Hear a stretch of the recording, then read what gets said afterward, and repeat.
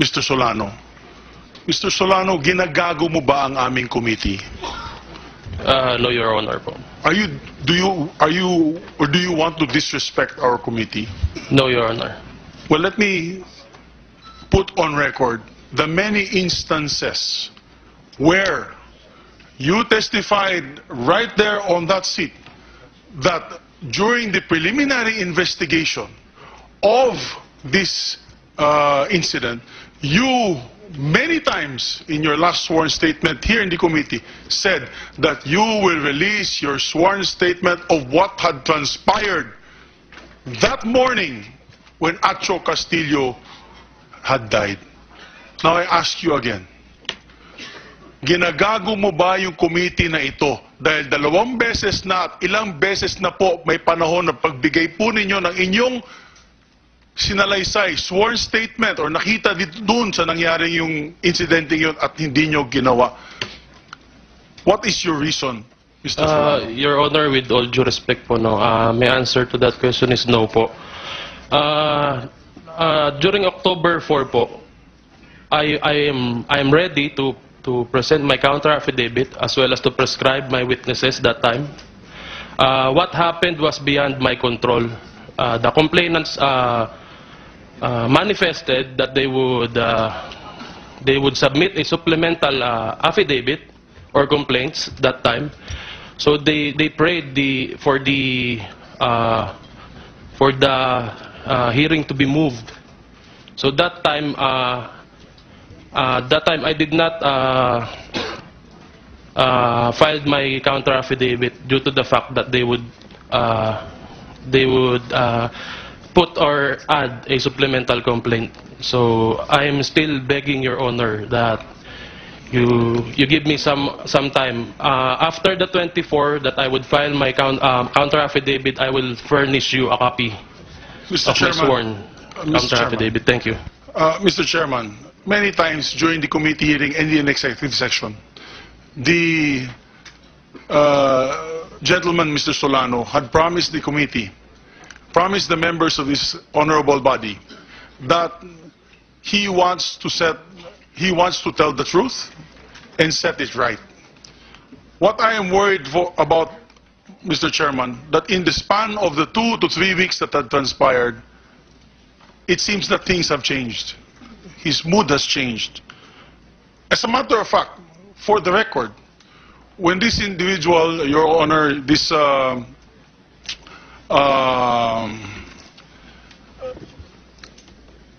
colleague of yours had gone to so many interviews, we had been bashed. The Senate had been bashed and accused of a cover-up itself by allowing the testimony in executive session and not releasing it to the media and to the public. As a matter of fact, in one interview in DZMM, tinanong po ako ni Ma'am Karen Davila na hindi kaya kumu-cover up din po kayo dahil alam nyo ng pangalan at binanggit na po sa inyo ni Mr. Solano kagabi. And I told her that we must respect the rules of executive session, but what is important is that the committee knows the truth. And we can actually cite you in contempt for not abiding by the promises that you made during executive session. But you know, Your Honor, I believe that citing him in contempt and detaining him in the Senate is a useless exercise. I don't even think we should spend 1 centavo to feed this gentleman for lying to us. It's not worth it.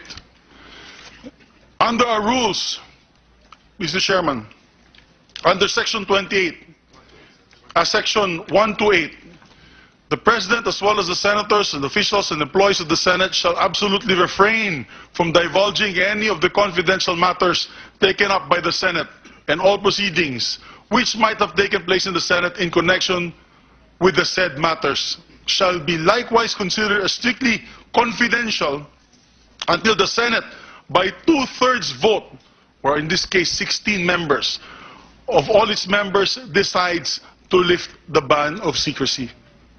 When I approached all of you last week, Your Honor, Mr. Chairman, it was unanimous, Mr. Solano.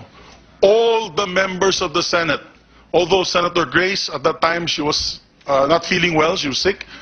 She had told me that she's in full support of the resolution, and even Senator Laila de Lima had said that she would have signed.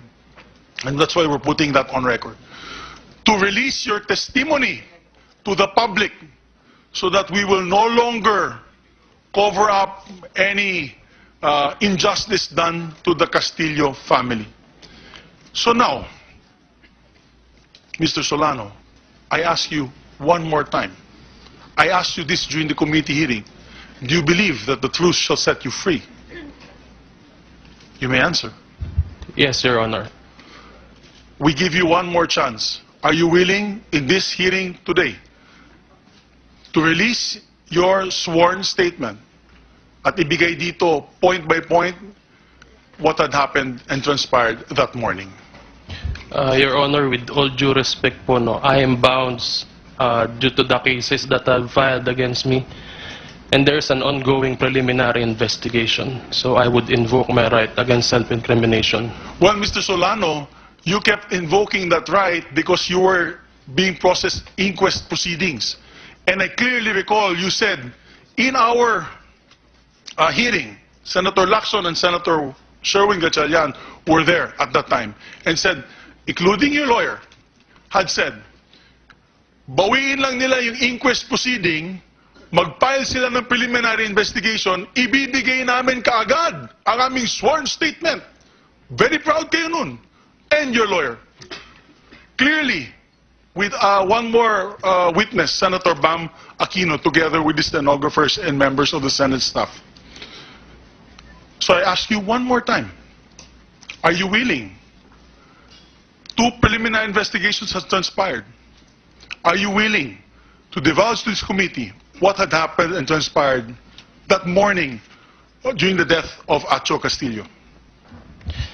Your Honor, that time when I said that, when they filed the preliminary investigation, if they would file that cases outright, I would submit my counter affidavit. But what happened is, again, it's beyond my control.